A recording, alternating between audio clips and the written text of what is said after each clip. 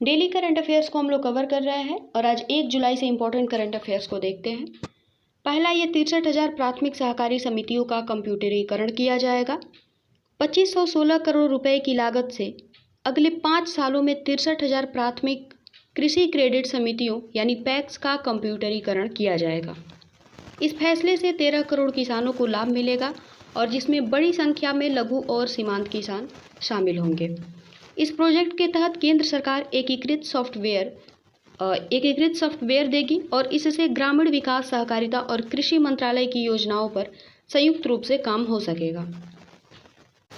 दरअसल देश की प्रत्येक ग्राम पंचायत में पैक्स के गठन का प्रस्ताव है और पैक्स की संख्या अगले 5 सालों में ये 63,000 से बढ़ा करके लगभग 3 लाख किया जाएगा और इसका लक्ष्य सरकार के द्वारा 2024 तक रखा गया है।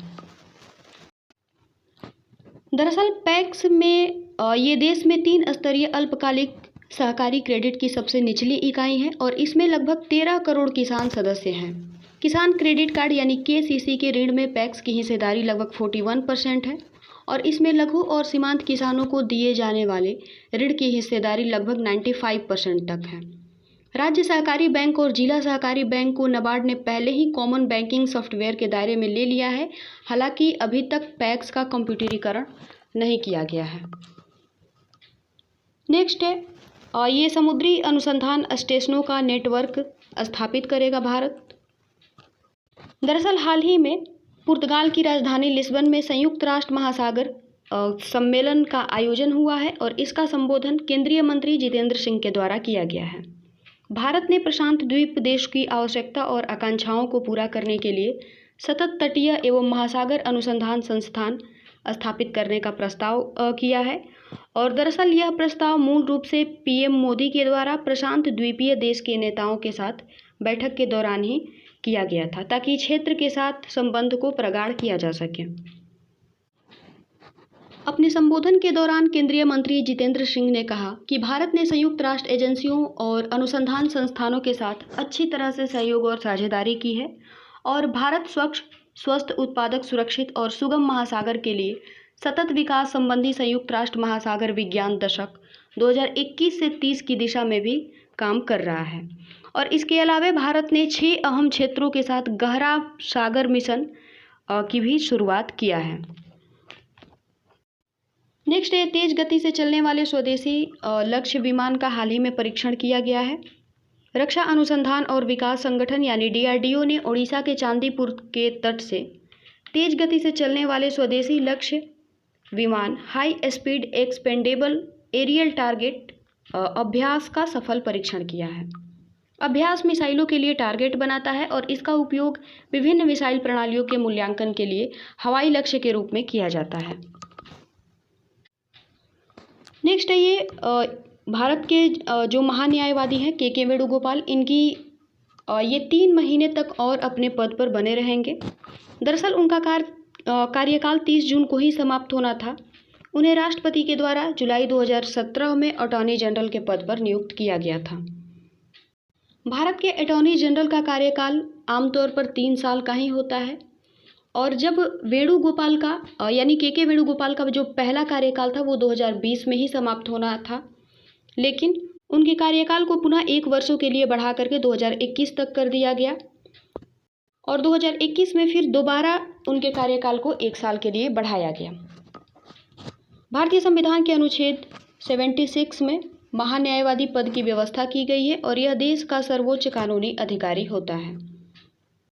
वर्तमान में महान्यायवादी KK वेणुगोपाल सुप्रीम कोर्ट के वरिष्ठ अधिवक्ता रह चुके हैं और 1979 और 1980 के बीच ये सुप्रीम कोर्ट के वरिष्ठ अधिवक्ता रहे हैं और उन्हें 2002 में पद्म भूषण और 2015 में पद्म विभूषण से भी सम्मानित किया जा चुका है।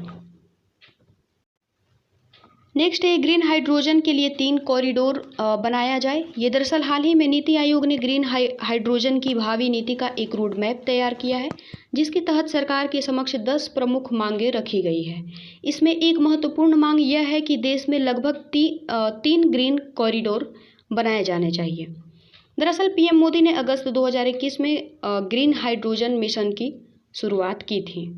नीति आयोग ने इससे उम्मीद जताई है कि भारत में ग्रीन हाइड्रोजन की कीमत वर्ष 2050 तक लगभग $1 प्रति किलो से भी नीचे लाई जा सकती है और 2050 तक ग्रीन हाइड्रोजन का औद्योगिक आकार लगभग $340 अरब हो जाएगा। नीति आयोग द्वारा सरकार के समक्ष 10 प्रमुख रखी गई मांगों में दूसरी मांग यह है कि ग्रीन हाइड्रोजन के उत्पादन की लागत घटाने के लिए सरकार को ज़्यादा सक्रिय भूमिका निभानी होगी और इसके लिए इस उद्योग पर लागू टैक्स की दरों को भी घटाना होगा या फिर पूरी तरह से हटाना होगा।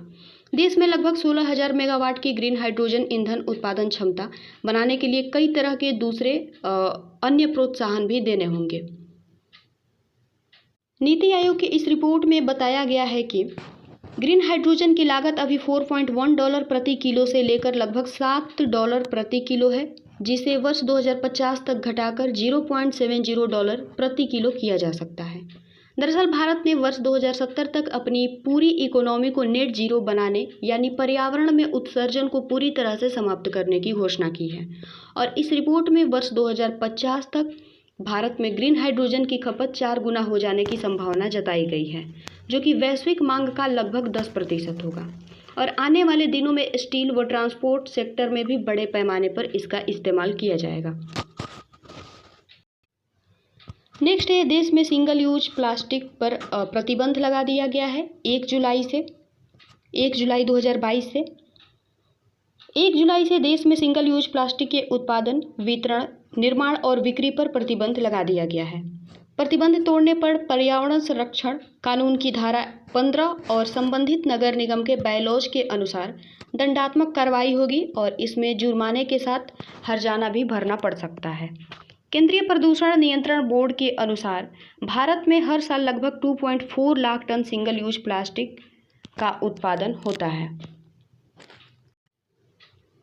नेक्स्ट है, 2035 में भारत की शहरी जनसंख्या 6.75 करोड़ हो जाएगी और ये यूएन के द्वारा यह अनुमान लगाया गया है। संयुक्त राष्ट्र के द्वारा एक रिपोर्ट में कहा गया है कि वर्ष 2035 तक भारत की जो शहरी जनसंख्या है वो लगभग 6.75 करोड़ हो जाएगी और इसके साथ ही वह पहले स्थान पर होगा। इसमें भारत दूसरे स्थान पर होगा, जबकि 1 करोड़ से ज़्यादा शहरी जनसंख्या के साथ इसमें चीन पहले स्थान पर रहेगा। नेक्स्ट है, सिंगापुर के 3 उपग्रहों के साथ PSLV C-53 का प्रक्षेपण किया गया है। हाल ही में इसरो ने सिंगापुर के 3 उपग्रह, जिनमें 365 किलोग्राम के DSEO, 155 किलोग्राम के न्यूसॉर और सिंगापुर नैनंग टेक्नोलॉजिकल यूनिवर्सिटी के 2.8 किलोग्राम के स्कूप 1 उपग्रह के साथ ये सतीश धवन अंतरिक्ष केंद्र के दूसरे लॉन्च पैड से इसे प्रक्षेपित किया गया है और इसका प्रक्षेपण PSLV C-53 के द्वारा इसरो की न्यू वाणिज्यिक शाखा इसका प्रक्षेपण PSLV C-53 के द्वारा किया गया है। दरअसल PSLV C-53 भारतीय अंतरिक्ष अनुसंधान संगठन यानी इसरो की न्यू वाणिज्यिक शाखा स्पेस इंडिया लिमिटेड यानी NSIL का दूसरा समर्पित वाणिज्यिक शाखा है। नेक्स्ट है, नोवाक जोकोविक चारों ग्रैंड स्लैम में 80 मैच जीतने वाले पहले खिलाड़ी बन गए हैं। नोवाक जोकोविक 6 बार के चैंपियन ओपन एरा में सभी 4 ग्रैंड स्लैम या उससे अधिक मैच जीतने वाले ये पहले पुरुष खिलाड़ी बन गए हैं। नेक्स्ट है, ये हाल ही में अमेरिका और उसके कुछ सहयोगी देशों के द्वारा पार्टनर इन ब्लू पैसिफिक नामक एक नया कार्यक्रम शुरू किया गया है। अमेरिका और उसके सहयोगी देश ऑस्ट्रेलिया, न्यूजीलैंड, जापान और यूनाइटेड किंगडम ने प्रशांत क्षेत्र में अपने प्रभावित क्षेत्र का विस्तार करने के लिए और चीन के आक्रामक प्रवृत्ति के जवाब के रूप में इस क्षेत्र के छोटे द्वीप राष्ट्रों के साथ प्रभावी और कुशल सहयोग के लिए पार्टनर इन ब्लू पैसिफिक नामक एक नई पहल की शुरुआत की है। पार्टनर्स इन ब्लू पैसिफिक का उद्देश्य प्रशांत द्वीपों का समर्थन करना और क्षेत्रीय राजनीतिक और आर्थिक संबंधों को मजबूत करना है। यह प्रशांत क्षेत्र में समृद्धि, लचीलापन और सुरक्षा में सुधार के लिए अधिक सहयोग का आह्वान करता है।